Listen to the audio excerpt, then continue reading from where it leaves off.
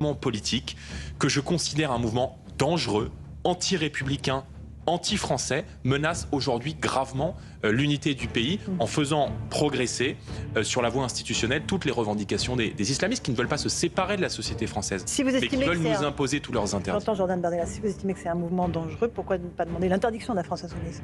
La France insoumise présente des candidats aux élections.